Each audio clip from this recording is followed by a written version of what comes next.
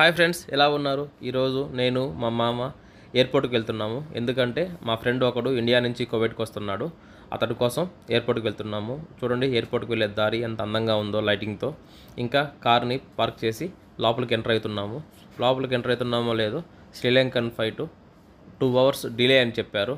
అయ్యో అనుకొని ఇక్కడ ఏం చేయాలి అని ఆలోచిస్తూ ఇంకా ఏం చేసేది తెలియక ఇంకా ఇద్దరం నడుచుకుంటూ బయటికి వెళ్దాం పార్కింగ్ ఏరియాకి అని పార్కింగ్ ఏరియాకి వస్తూ ఉన్నాము. ఇక్కడ ఇంతలోనే మనకు ఒక ఛాయ్ అంగడి కనపడింది. కరక్ ఛాయ్.